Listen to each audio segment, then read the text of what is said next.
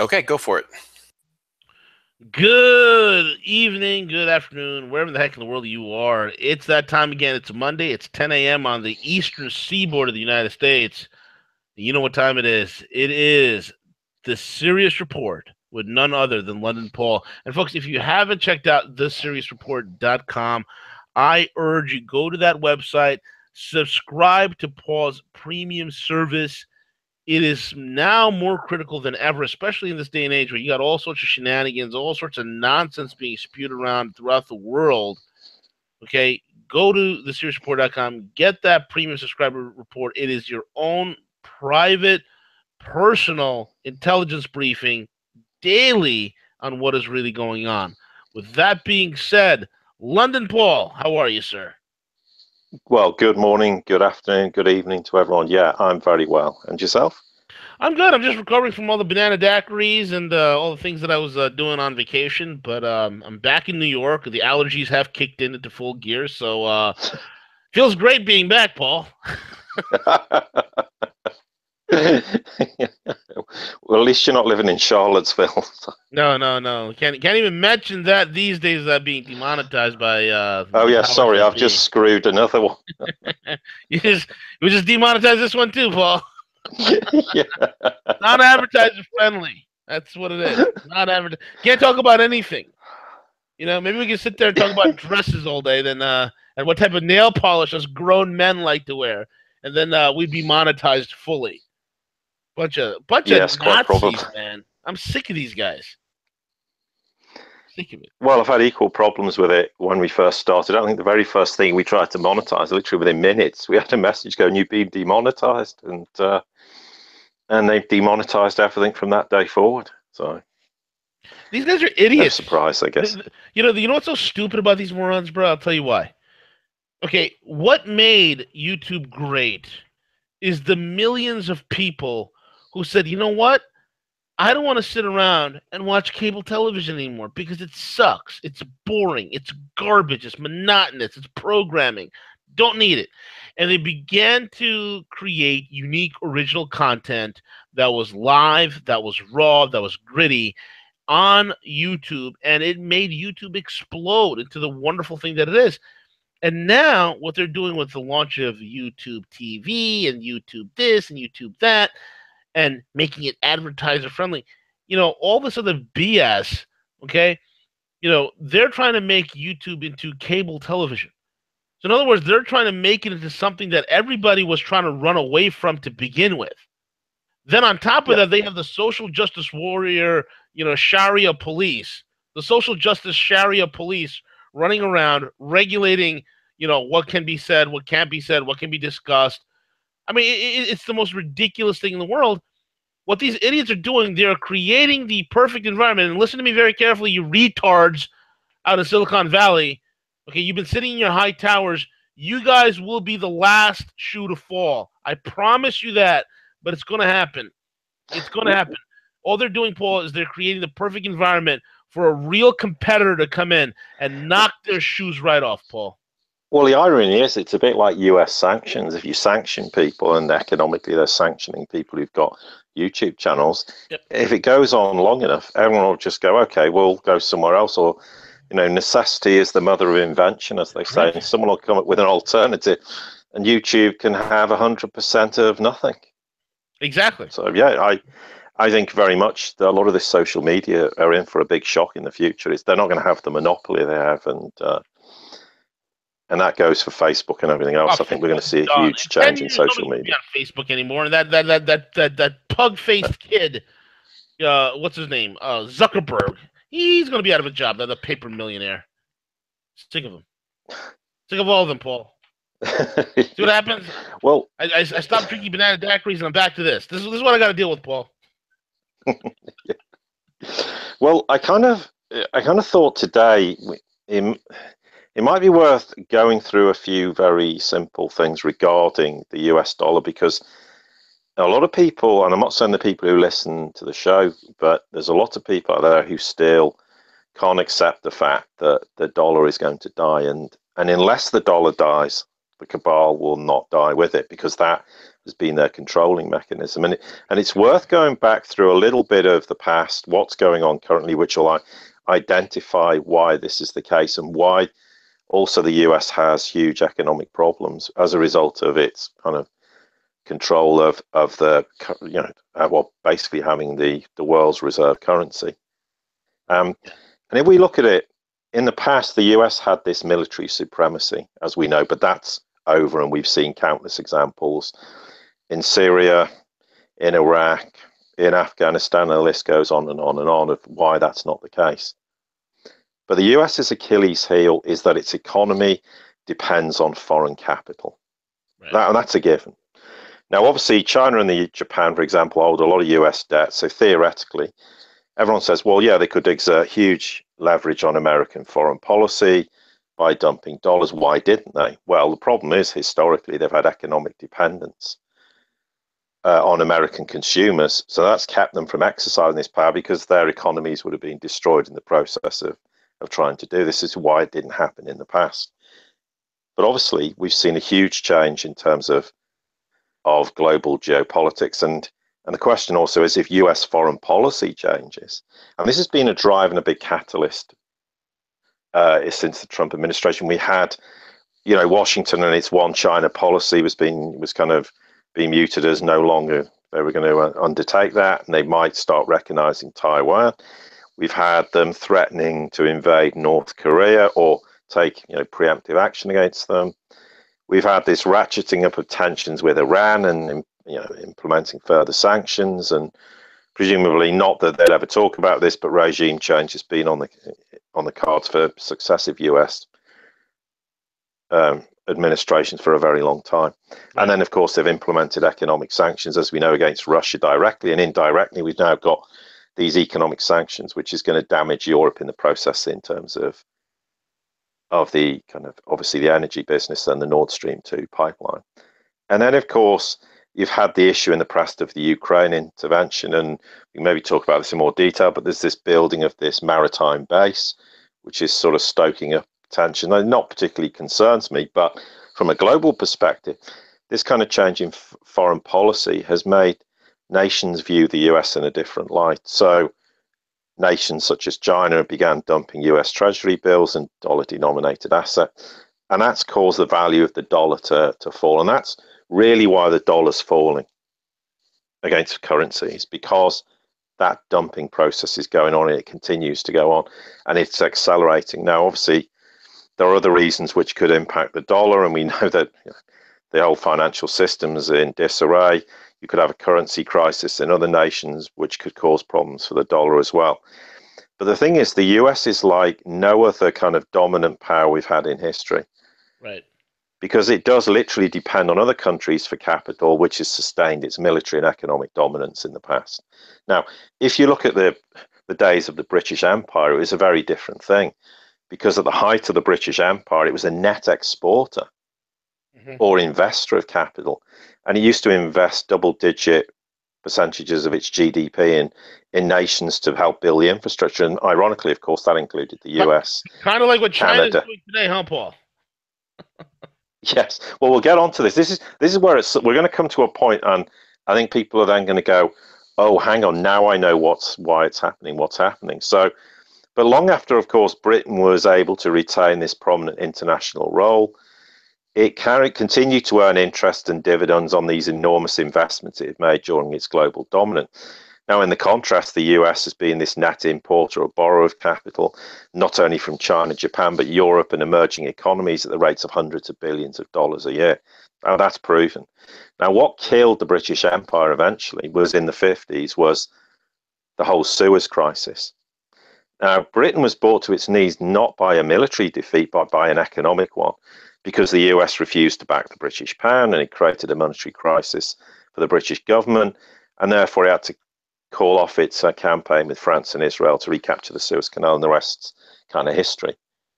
So obviously, as the international debt grows, the United States becomes ever more vulnerable to what you might want to term its own kind of Suez moment in history. Now, Obviously, the US has been able to slow in the past its global economic decline because of its role in the international economic system as a consumer of first and last resort. And if you look through, as we say, people have bought US treasuries. The US was a consumption superpower. It was responsible for the economic recovery, ironically, in the likes of Europe and Asia, and the rise of Asia. And it was also powered kind of how we got out of recessions in the 80s, 90s, and the 2000s.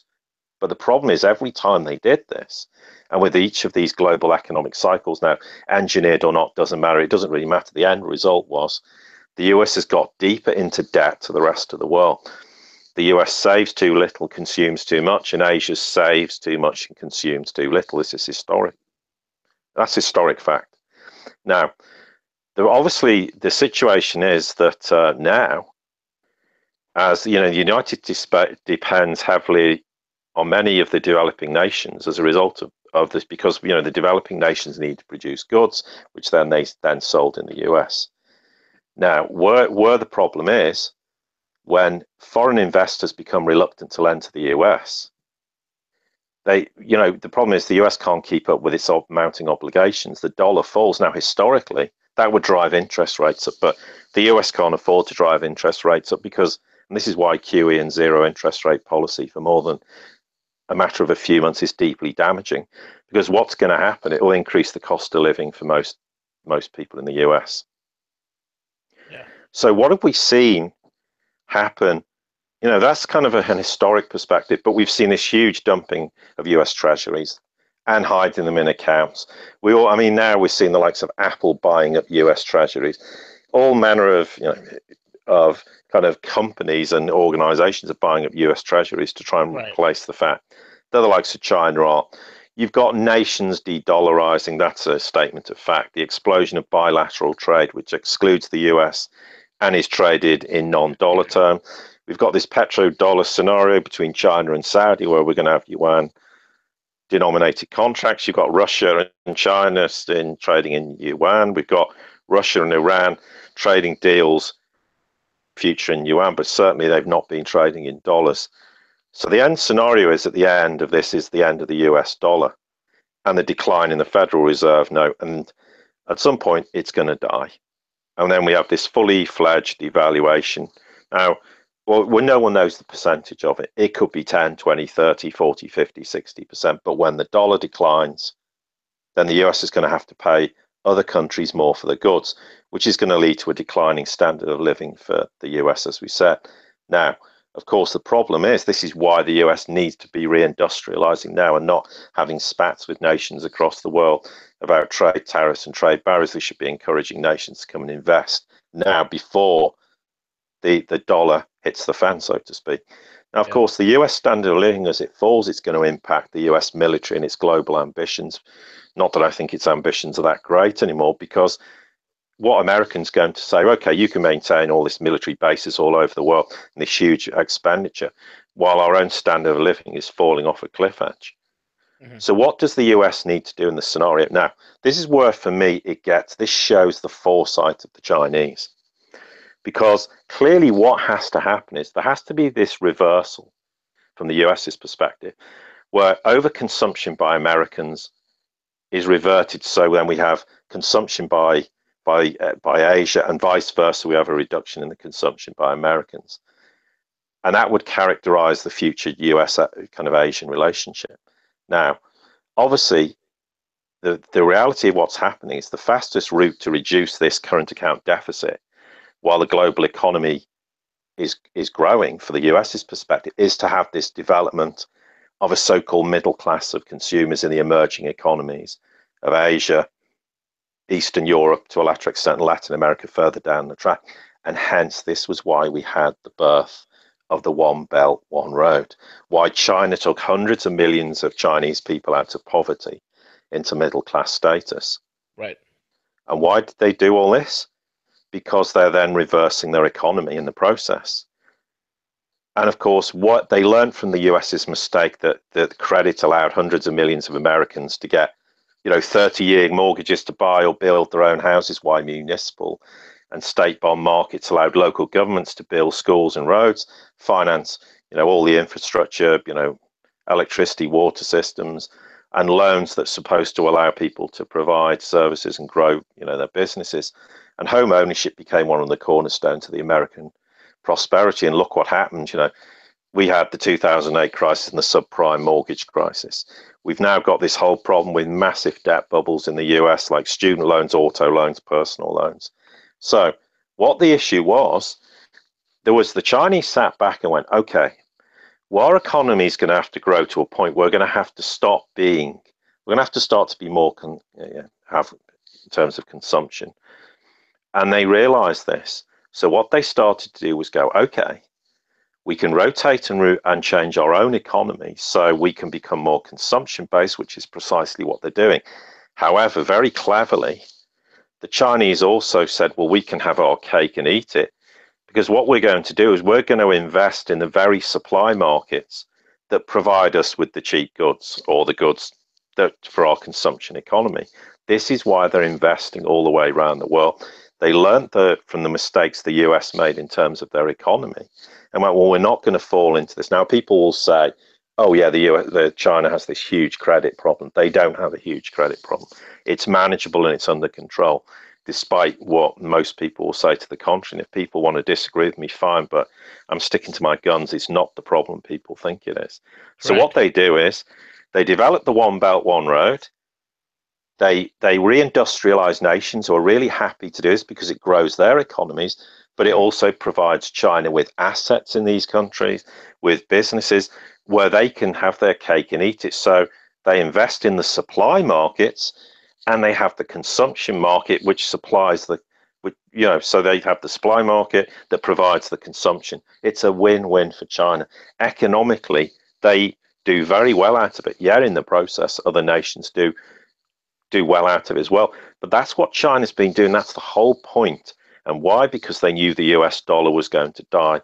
Because for the reasons we've said, and it's a very brief overview, we could talk for hours, but that's not the point. That proves exactly why they knew what was going to happen to the US economy, why the US dollar was ultimately going to die, and that's why since the 2008 crisis there was a big emphasis. And you mentioned the AIIB earlier. You've got the new development bank, and all the processes we've discussed many, many times as to what China's doing, what Russia's doing, the whole de-dollarization process. And they've done it in such a way that at no point could the US accuse, or the cabal rather, accuse them of economic genocide.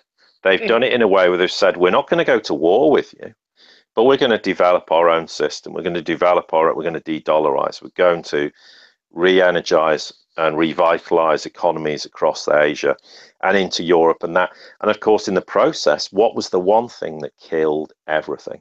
Was QE and zero interest rate policy. By doing this, what they engineered was their own destruction. So when people say to me, oh, the cabal engineered 2008, it's just, and they're going to crash everything again. No, because by the next time everything crashes, it's game over for them. When the dollar dies, they're finished in totality. And that is why this whole process since 2008 and the birth of the BRICS, the birth of AIIB, and all the other things, the One Belt, One Road, is all tied into this, because China has a plans. It looks decades in advance. It knew what was coming to the US. And it went, well, we're not going to have that same problem because we want to grow our economy, and it'll get to the point where we can't be an economy. Whereas, previously everything was export related. They were savers, not consumers. And they went, we can't have an economy that's going to be strong enough to allow that to happen. It's not going to be possible. So we're going to have to rotate the economy. And you know what? Interestingly, someone sent me an email the other day, and you just wouldn't expect Obama, of all people, to make the following comments. But back in early August 2015, Obama said the following: "We cannot dictate the foreign economic and energy policies of every major power in the world. In order to even try to do that, we would have to sanction, for example, some of the world's largest banks. We'd have to cut off countries like China from the American financial system. And since they happen to be major purchasers of our debt, such actions could trigger severe disruptions in our own economy, and, by the way, raise questions internationally about the dollar's role as the world's reserve currency. That's part of the reason why many of the previous unilateral sanctions were waived. Now, I think that's the most sensible thing I've ever heard Obama say in his life, because it's absolutely correct. Mm-hmm. And this is where the problem, and in the process, what's happened is we've seen this acceleration in terms of US policy. Now, we can arguably say there was some insane policies made, certainly during the Obama administration, which didn't help the US economy by any stretch of the imagination. But also, of course, 2008, when the whole idea is we can't let banks, the too big to fail. And therefore, we have to have QE and zero interest rate policy, ad infinitum. And whatever anyone says, we've had 9 years of that insanity coming up. And it's just not feasible. You cannot do this. You can do it for a few months, but you end up killing your own economy in the process. It's absolutely correct. And that's the point we're at. And if anyone thinks the US dollar can survive, well, explain to me how that's possible. It just is not going to happen. And if the US dollar does survive, then it means the cabal have found some way to survive and carry on financing and having the biggest credit card in the world, and then finance all their military activity, finance all their global expansion on the basis that everyone else buys their debt. And this is why those days are over and people are de-dollarizing and refusing to buy US debt anymore.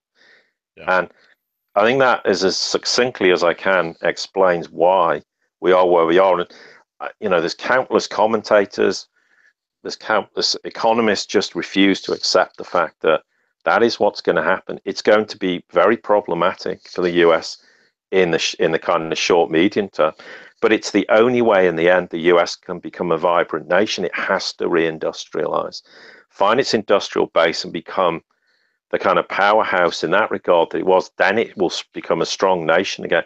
But it'll take a while to rebalance its economy in the process. And of course, a devalued dollar does have huge problems because the US doesn't have the export market that it had in the past. It doesn't mean it has no export market, but this is what needed to have been done probably 2 or 3 years ago. And this is an example where China has bought up companies, and we've said this before, and reindustrialized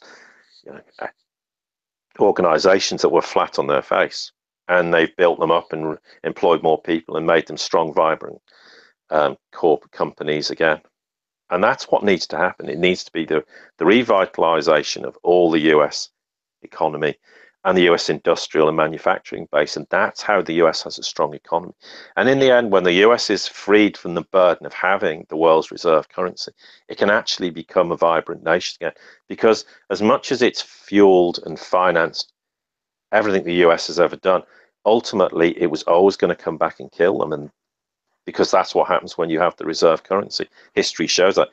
But I mean, as we said with the UK survived a lot longer because it actually invested in terms of being in that position of a global powerhouse. And that's what China's doing, is investing around the world. Right. And the Brits, they've invested in their colonies, they invested in their territories.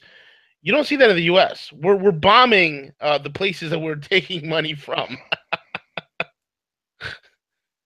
Well, yeah, ironic. Yes, of course. And in the process now, I mean, there was always going to come a tipping point where the world was going to turn around and say, enough's enough. And probably as much as anything, we've highlighted a lot of points in recent history that have been a catalyst for that.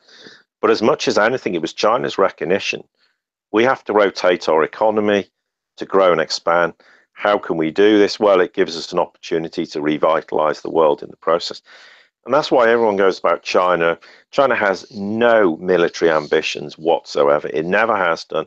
It never will do, because it knows in the end it's a costly, expensive exercise which yields no benefits for them as a nation and is ultimately highly damaging. And unfortunately, that's been the NATO policy since World War II, has been that, and ultimately it's been highly destructive.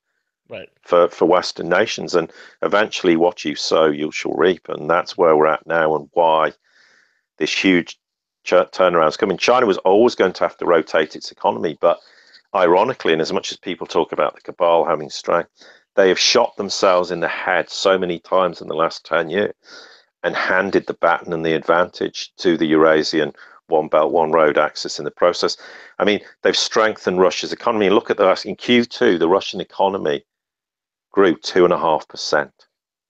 Yeah. Now, Western nations won't, if you set aside them fiddling their economic stat, don't achieve that. But for Russia, whose economy has been under huge sanctions, proves that they realise, yeah, sanction us, do whatever you like. We will find ways around it. We'll have import substitution, and we'll devise ways of trading with other nations. And in the process, you can do it. We'll just become economically stronger and stronger, and that's precisely what they have. And their central bank has worked wonders in the process, because it's not controlled by the cabal, despite lots of people for years arguing with me to the contrary. It proves it isn't, because if that was true, they would have destroyed them economically during the kind of sanctions era of the last few years. But all in all, that's kind of where we're at, and why the US dollar is going to die. It's an inevitability. It's what the US can do between now and when that happens. And there's no time scales on this. I can't say when it's going to happen. It depends on the acceleration and this event-driven scenario. But without a doubt, it's coming, and it's going to impact the US. But what we have to hope is, from the US perspective, is they can start to re-energize and re-industrialize their economy before things get too bad. But the problem is, when we have the situation of Trump saying, and I know Trump's under a huge duress, he's not able to make the policy decisions that he wants to do, and we all understand, hence the Russian sanction, which he never wanted to sign up to. Be had a gun pointed to his head effectively, and had to do so. But by making comments that, effectively we're going to have a trade war with China, it's just hugely damaging, and it is pointing a gun to your head unnecessarily. Yes, there are problems with the trade deficit with China, but here's how you get around it. Reindustrialize your nation. Don't start having trade wars with your biggest creditor, which is exactly, of course, what Obama said. Paul, that always works out, right? I mean, when the debtor nation goes after the creditor nation, that always works out well. Yeah, I mean, it's like you being in debt to the bank and starting to go and threatening them. It's going to come out, but it's not going to work. You're going to come out very badly trying to do it. And in very crude analogy, that's precisely what's happened. Exactly correct. You made a point earlier when you said that you have corporations that are buying U.S. Treasuries. I mean, it reminded me back in 2008 of TARP, of where the government allowed the banks to buy U.S. Treasuries and then use the Treasuries to fluff up their books to make it look like the banks were actually profitable. I think the same thing is happening in Wall Street, where they're using U.S. Treasuries to fluff up the books alongside the stock buybacks and all the other things that they're doing to make these companies look like that they're profitable. It's the same tricks that these guys have, Paul. Oh, absolutely. And if you look at the S&P, it's a great example of, it goes through the roof. And yet, if you look at the earnings per share and the real economic reality of the companies, it's diverging. I mean, of course, they're trying every trick in the book to deceive not just the American people, but US institutional investors, global institutional investors. The US economy is strong. But the reality, of course, is it's anything but that, and hence why pumping the stock market, and we said the other week, they can keep pumping it. The more they pump it and the higher it goes, the more desperate they are to keep the illusion going that the US economy is strong. But it's exactly the opposite. It's utter nonsense. And we covered off in some detail some stuff on the podcast, which I don't want to discuss on here because people pay for it, but which highlighted other things that are going on that involve the Exchange Stabilization Fund and their role in propping up the S&P 500. And these are provable facts. We know this is what's happening, and it's exactly to create the illusion that there's power and future in the stock market, which of course, and that the US economy is strong, when in fact every economic indicator points exactly to the opposite. Yeah, exactly correct. I mean, we're a far ways off from any sort of real economic recovery. There's a tremendous amount of work that needs to be done, man. It's terrible.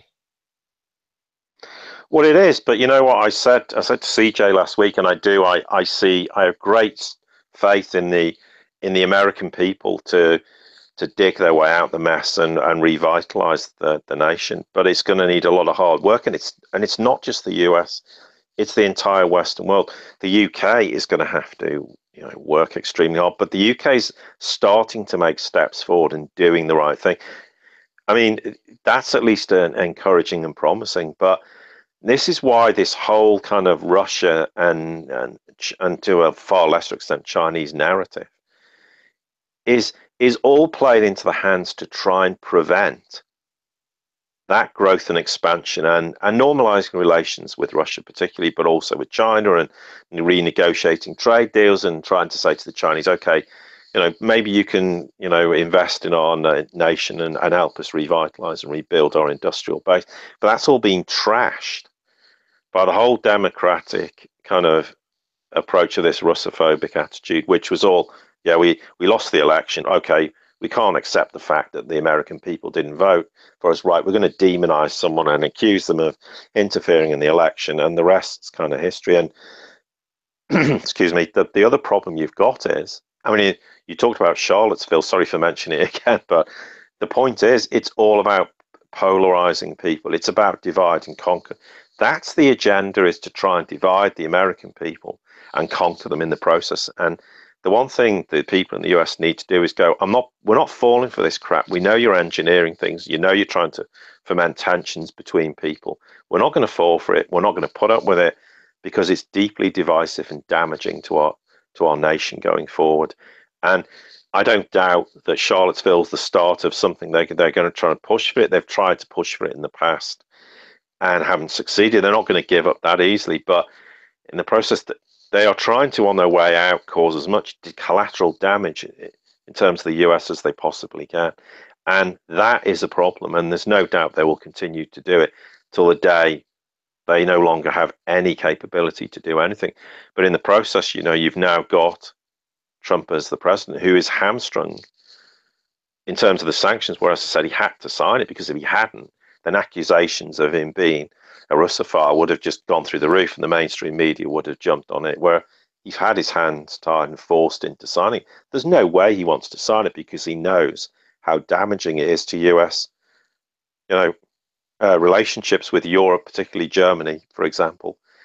And of course, in the process, that just turns the Europe away from the US and isolates them further. And that's what's happening. There's a deliberate policy by the cabal to isolate the US as much as possible. And the sad fact is, in the process, you've got the Senate and everyone else who's just buying this bullshit, and there's no other word for it, and believing all this Russophobic nonsense, and actually don't realize in the process they're damaging their own nation irreparably because of their actions. Well, that's because, Paul, they're all stupefied by their own hubris that the United States is the wealthiest, richest country in the world with the highest GDP, which is a bunch of crock. I mean, I've said often enough that, the GDP numbers, more than half of those GDP numbers are fake. It's proven time and time again with various firms, organizations, and economists who have re-engineered the financial shenanigans and the numbers that are put out by this government. It's totally fake. We don't have a 16 or an 11 or even a $9 trillion economy. I'll be shocked if we even have a $5 trillion or $6 trillion economy. It's a joke. And they argue from that perspective of propaganda that we're the richest country in the world, we're the most powerful military in the world. All these axioms, Paul. It's an empire of axioms. That's all it is.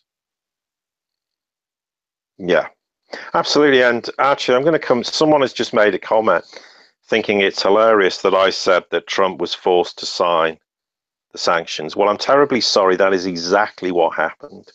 And it's proved by the very statements that Trump came out with. He knows how deeply damaging it is. So people may think I don't think it's funny at all that Trump was forced to sign. I think it's very damaging to the US. And people trying to make a joke of it that somehow Trump wasn't forced to sign it. Well, here's the point. If he hadn't signed it, that would have just accelerated impeachment charges against him, because the accusations about him being in collusion with the Russians would have gone through the roof. The media would have been salivating and foaming at the mouth. That is exactly what has happened.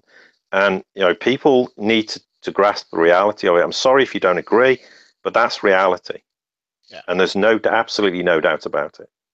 No, absolutely right. I mean, when you look at the multiple angles, and I've said this as well, Paul, the best thing he can do is sign it because he would know that it's not damaging to the Russians. It's going to be more damaging to the United States and Europe than anything else. Number one. Number two, if he doesn't sign it, these idiots will probably concoct an even further, more damaging sanction bill to pass. And number three, the rabid media would never let up one iota. And so the best thing he can do to distract and divert is to go ahead and sign the damn thing, and hopefully accelerate the collapse of the very system that keeps these banksters and these Kabbalists alive, man. Yeah, absolutely, and that's precisely what's happening. And here's the point, if anybody doubts the fact of that Trump is not cabal, what people are saying, oh, he must be cabal. Well, why have the cabal done everything to try and take him down? I mean, why do we have this special investigation with Mueller, and now we've got a grand jury, and in the process, the reality is, we know full well the Democrats are up to their necks in dealing with the Ukraine and the Russians. That's as well a big distraction. Let's put all the emphasis on Trump in this regard. His family, they've personalized it very, in terms of his family as well, and made accusation. That is absolutely the case. And whether people agree doesn't matter. That's the problem. So, yes, I don't agree with everything Trump's done by any stretch, but you have to put this in context that it's rather like Tillerson. Tillerson is an incredibly intelligent guy who's trying to make the right decisions, do the right thing, and he's completely hamstrung as well because he can't go and talk to the Russians and normalize relations because that's going to blow up in his face and blow up in the face also of Trump in the process. That's why this whole Russophobic angle, because it's their way of controlling Trump, because they know he can't normalize relations with them in any way, shape, or form. And by normalizing relations, that would be the biggest hammer blow to the cabal. Pretty much would bring an end to this ideology, because all of a sudden, when you normalize relations, the Middle East gets sorted out a lot quicker. Yeah, there's huge progress being made in Syria, for example. But if we had US full cooperation, it would have ended a long time ago. And that is the reality, and they don't want to see that, because then people will say, hang on, now we've normalized relations with Russia. The world's, we're starting to get normalization across the world in terms of hotspots in the Middle East, etc. And they don't want to see that. And that was their weapon always. I mean, note it happened as soon as Clinton wasn't elected, the whole Russophobic angle came out. Yeah. I mean, and it's no coincidence that happened. Right. No, they had that locked and loaded and ready to go as the narrative. To as soon as they lost the election, that's the horse that they're going to ride upon, this whole Russia hack, Russia connection. When time and time again, it's unbelievable. I mean, the majority of the American public doesn't even believe this Russia collusion story, except for the brain damaged far left and the mainstream media. Those are the only ones that believe the nonsense. Paul, is there anything Trump can do currently that you think that he can get himself from underneath the situation? Well, what we do know is, without a doubt, I've gone from calling it draining the swamp to calling it draining the cesspit, because that's what it is. It's not a swamp, it's a cesspit. And there is ongoing moves in that regard to try and bring in personnel who will kind of, in a sense, regain the control from the Washington machinery. It's kind of bouncing around between the two of them.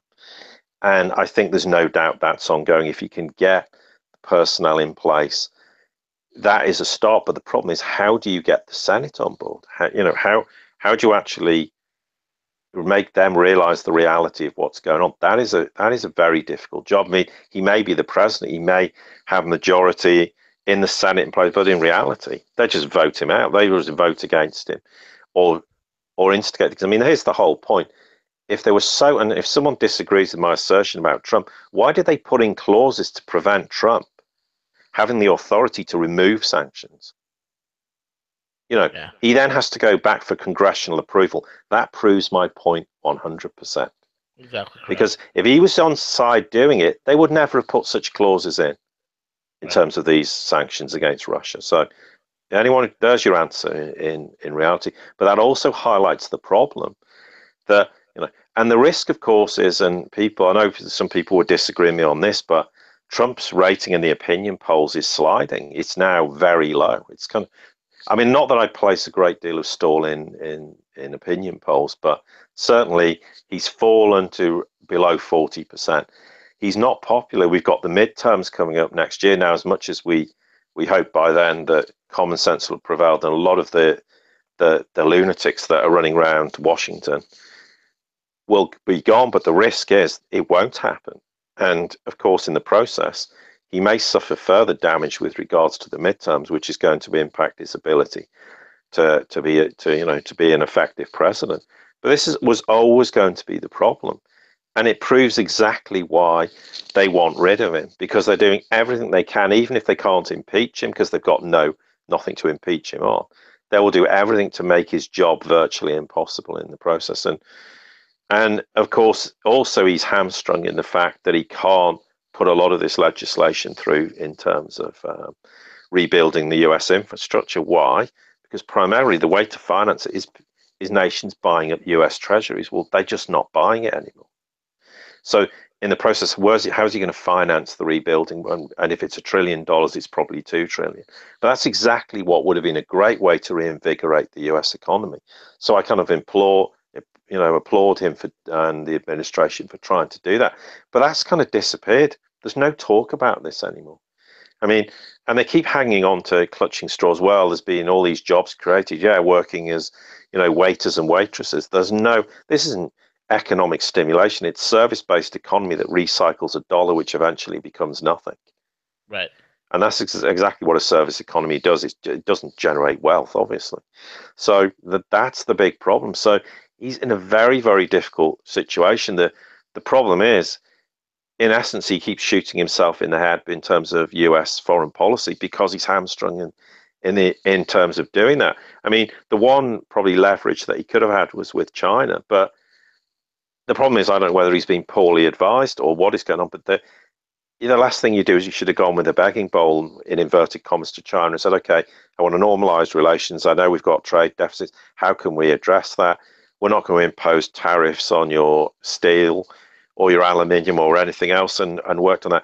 The Russia side, I appreciate there's not a lot can be done, and Moscow knows that as well as anybody. So, but try and just get some win situations for themselves, and that unfortunately is not happening economically, and that comes back to my original point. The US needs to reindustrialize as fast and as rapidly as possible to give it some sort of strong economic base to export in a non-dollar, Federal Reserve note dollar world, and where it is a devalued US Treasury or whatever else you might call it.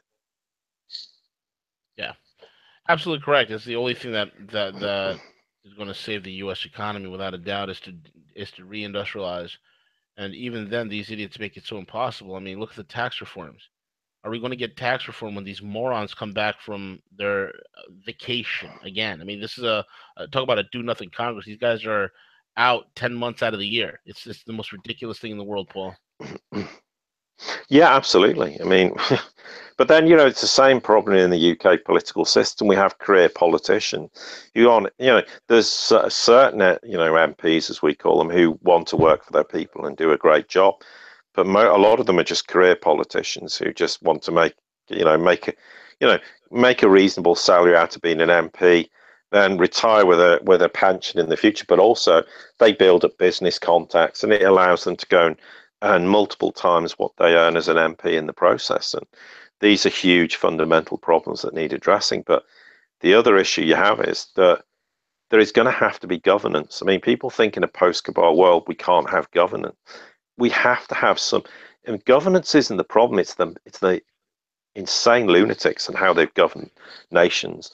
It's the same as saying, that we can't have a financial system. Well, yeah, the financial system is absolutely insane and does nothing for the average person in the street.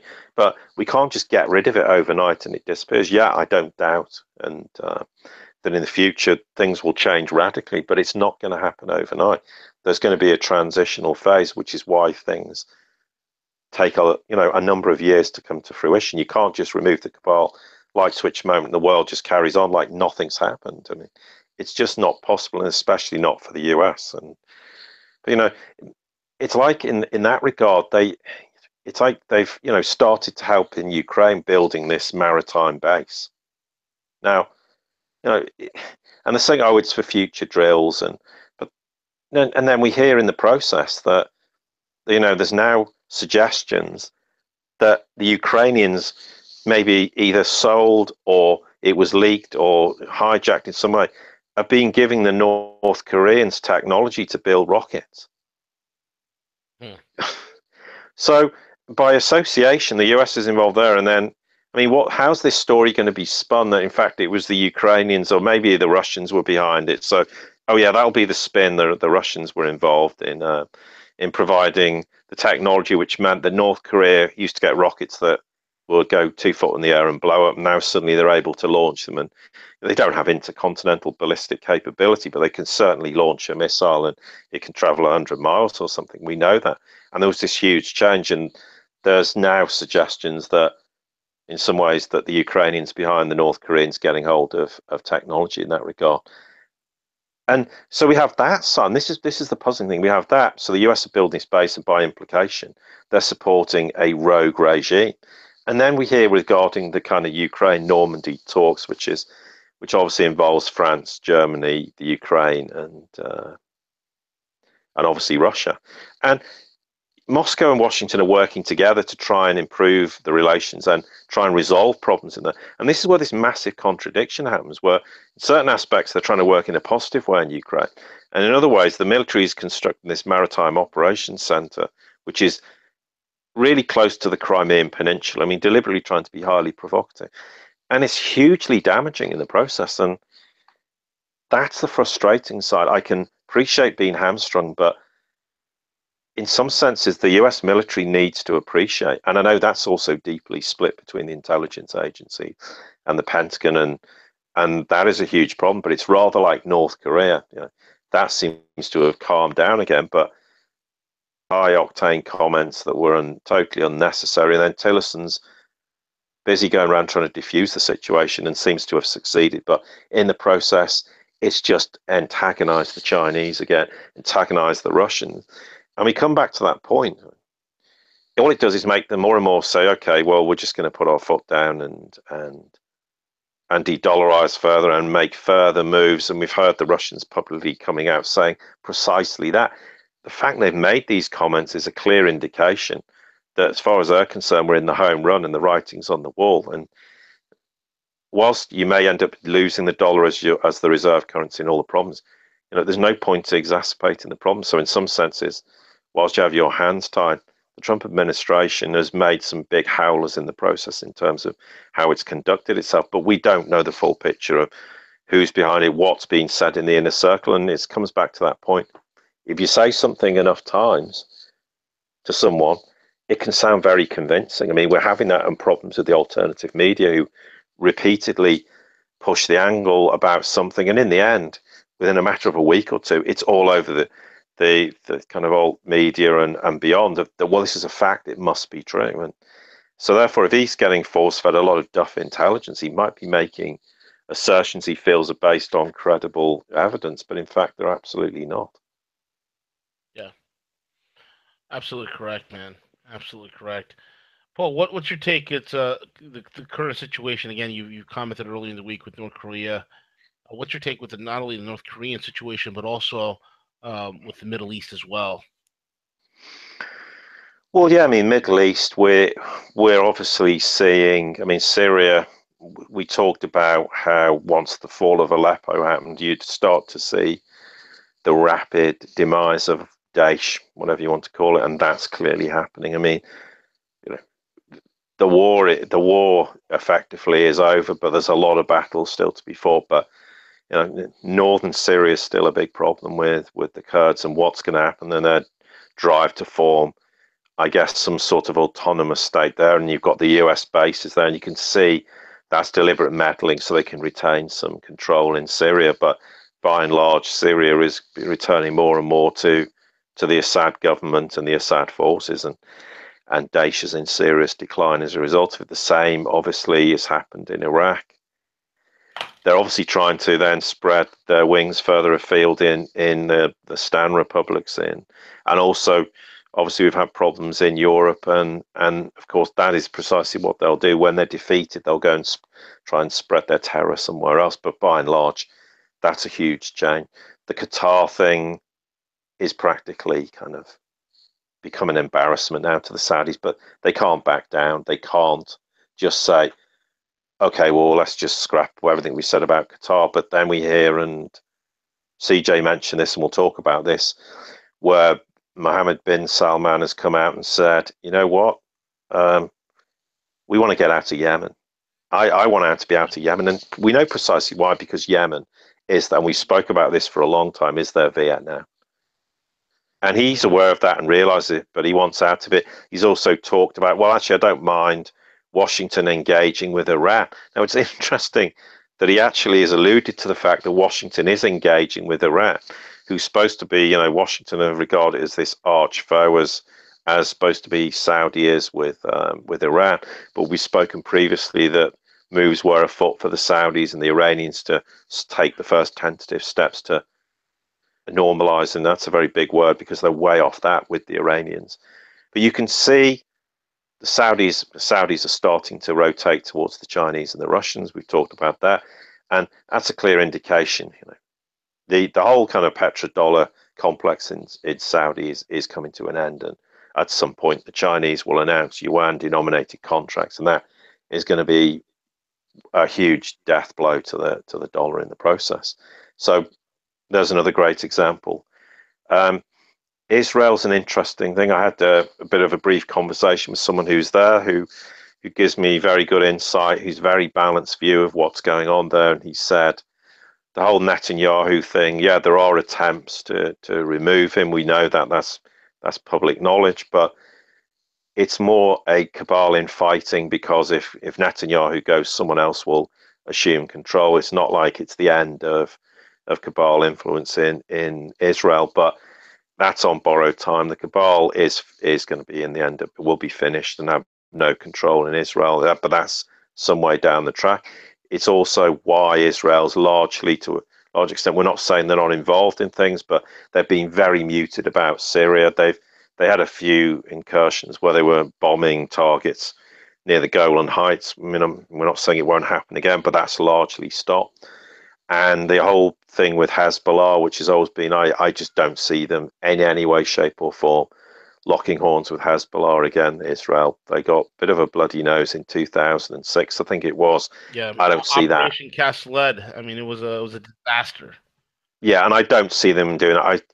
So we're beginning to see the tentative steps of big changes in the Middle East. Countries are starting to kind of embrace the One Belt, One Road to some extent, but that's a long way off. But there's more integration with Russia and China, and Russia's been very much this huge diplomatic force which is stabilizing nations, and China have also now started to actually rear their head and show that in fact they've had a lot more involvement in that region than we realized, because they're publicly talking about normalizing relations with countries, also being involved in saying diplomacy is the only way forward with Qatar. They've talked about diplomacy between Israel and Palestine. So there's very much this big shift in the Middle East in terms of, in that regard. And in the process, of course, the US just becomes more and more marginalized and isolated with respect to its, where obviously previously it held center stage. I mean, it was the premier nation in terms of Middle Eastern policy and influence in the Middle East, but that's waning now. North Korea, certainly, there's no doubt that there is provocation coming out of North Korea. The question is North Korea is very split, because there is absolutely no doubt there are elements within North Korea who are talking to the Chinese, who are talking to the Russians, and who ironically are also talking to other elements within the US about trying to resolve the crisis. And then we've got the gung-ho lot who keep threatening to launch missiles and blowing up Guam, which is impossible. They don't have the capability. Right. And of course, it allows elements within the US to start, puffing their chest out. Is war likely? I think no. I mean, this is the bottom line. And the Chinese made the point, if the US launches a preemptive strike, they've publicly now said this, and we spoke about this a number of weeks ago and on many occasions. The Chinese issued them an ultimatum. If you do this, there are going to be repercussions. They've now basically said, strike, we're going to deal with it. That's for the Chinese to come out and say this, they just don't do that. But that's how strong their intention is with regards to Korea, but North Korea. But they've equally said to the North Korean, if you get launching a preemptive strike on the US, you're on your own. We're not getting involved. We're not going to support you, or defend you in any way, shape, or form. So they've laid it out very clearly to both sides that will not be tolerated, and absolutely so. And yes, the Chinese and the Russians joined the US and signed to impose further sanctions on North Korea. I think that's as much to put a lot of internal pressure, because whilst there's no way the Chinese and the Russians will interfere and remove the regime, I don't think anyone in the world would be too displeased if the Korean regime faltered and collapsed. The problem is what takes it over. That's always the issue. But certainly by imposing more and more sanctions economically, I mean, they've basically screwed North Korea as hard as they can. There's no more economic sanctions you can undertake. So there is a serious message coming out of all the principal UN nations that North Korea, well, they won't tolerate North Korea deciding to have this aggressive posture. But equally, the same goes for the US and the forces that, you're not going to also stoke the tensions anymore, and most certainly do not launch preemptive strike, because in the process there are going to be serious repercussions. And even the South Koreans have said to Washington, look, if we're going to launch any action, you're going to have discussions with us before anything ever happens. You're not going to launch a preemptive strike against North Korea for no reason. But I think a lot of it was just hot air. It kind of impacted the markets a bit. Gold and silver got a bit of a boost as a result of it, but it's kind of all died a death. It's gone quiet, and we've seen the markets getting pumped up again today, particularly. So I think once again, it's kind of just a lot of hot air rhetoric. I'm not expecting war in North Korea, because the consequences are just too grave and severe if that was to ever happen. And despite the rhetoric, Tillerson has come out and diffused everything and said, no, we're not interested in that regard in terms of having military action. But most certainly, North Korea is a problem and it needs dealing with. Of course, the reality is it was a CIA construct, and it's probably gone completely out of control. But North Korea needs resolving, most definitely, because it does pose a threat. It doesn't pose a nuclear threat from my perspective, but it most certainly could launch a missile into China. It could launch a missile into South Korea. Potentially, I don't think it's got the capability, but it could even hit Russian territory, maybe. So it could cause a huge shitstorm in some capacity. And then the question is, how does the world react to it? And of course, the problem is, I think if you had such a scenario, the risk is the US would say, well, we're just launching a strike in return with no consultation. And whilst China's going to go, well, of course, we're not going to get involved if North Korea starts the problem. We're not going to, jump to your defense. Of course, the risk is what happens then. It becomes this tit for tat, and how out of control could it get? So yeah, it's still a threat and it's still a problem. But I don't share the view that the mainstream media and other commentators say that there's some great nuclear war imminent because as a result of this. I think those days have long gone that we'll see that kind of insanity prevail. But certainly it's still a problem, and most certainly North Korea needs addressing, and something has to be done to resolve the problem. And eventually, of course, when it is, at some point in the future, most certainly North and South Korea will reunify, and we'll see an end to the kind of madness, and peace will prevail, as it will in other hotspots across the world. But like everything, it takes a long time to come to fruition. Absolutely. Paul, we're at the end of the broadcast. Why don't you give out your closing comments, as well as how people could follow you, your social media, and a little bit more about the subscription service over at thesiriusreport.com. Okay, I guess closing remarks, we just have to now keep our eyes open globally, what's going on there, because the whole world's intertwined now. There's no idea that any nation's an island. So, and I think not only do we pay attention to what Trump's saying or what Putin's saying, or maybe even what Theresa May's saying, although to a lesser extent. But we certainly have to start to look at everything in a global perspective. I think we need to pay attention to developments in the US. There's certainly an attempt to clean house there. Of that, I have no doubt. I mean, I'm optimistic of some positive developments, but time-wise, I don't know, and I don't think anybody does. But I'm optimistic in terms of draining the cesspit. But yeah, we just have to keep following it. It gives us plenty to talk about with yourselves on a daily basis. Me to write podcasts and do the show each week, and I'm sure that's going to carry on for a considerable longer period of time. In terms of the website, yeah, it's thesiriusreport.com. We have the Twitter page at the Sirius Report.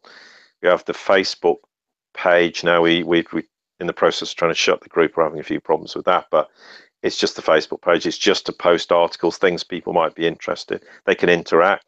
We'd like you to follow and like the page, and because we do post a few things each day we think are worth reading, and in addition to what we discuss and write in the podcasts. And yeah, we've got the website, obviously, the SiriusReport.com, SSIRIUS report, all one word. And yes, we have the podcast subscription service. We'd very much like people to subscribe. We do think we produce quality work. It's 10 to 15 minutes of very condensed information 5 days a week. And we literally have done it 5 days a week, every week since the turn of this year. We've had no time. Yeah, we've been away, but we haven't had time off. We keep working, and because we're very diligent in what we do. And yes, we'd like people to subscribe. And $4.75 a month, I think, is well worth the money. And we've had people, obviously, a lot of people who have subscribed, and we thank you for their ongoing support and their encouragement, because we feel we're doing the right thing. But like anything, we want to continue and grow. And in an ideal world, we could have put everything out on YouTube and monetize it, but we can't monetize on YouTube. We're just barred from doing so. So it's become impossible for us to do that. So we had to, in order to finance things, create the podcast. And I know a lot of people weren't happy about this, but we have to find where we have to feed ourselves like everybody else, and that's why we're committed to doing this, and we work very hard, and we'll continue to do that. And obviously, we work with Rogue Money, and we want to develop those relationships, and it's a community of people just trying to get the truth out there, and the reality, and just give it as it is, warts and all. We don't distort things. Yes, people will disagree with what we say from time to time, but what we're saying is based in fact. If we factually get things wrong, fair enough, but in terms of the reality of what's going on, we pretty much say what is going on, and we have a track record of getting it correct. And I think that's the only way to judge anybody, is by past results, and that goes for all of us in this realm of what we're doing. Yeah, absolutely. With that being said, folks, thank you all for listening in again. Again, follow Paul. Check him out at The Sirius Report on Twitter. Check out thesiriusreport.com, as well as, just keeping it broadcasted here by hitting the subscribe button and the notification bell. So when Paul comes on every Monday for The Sirius Report, you guys will know what's going on, and you will be kept alerted to the newest shows possible. With that being said, also, again, check back with us next Monday, 10 a.m. Eastern Standard Time, for another edition of the Sirius Report. Thank you all for listening in, and have a great week. Take it away, CJ.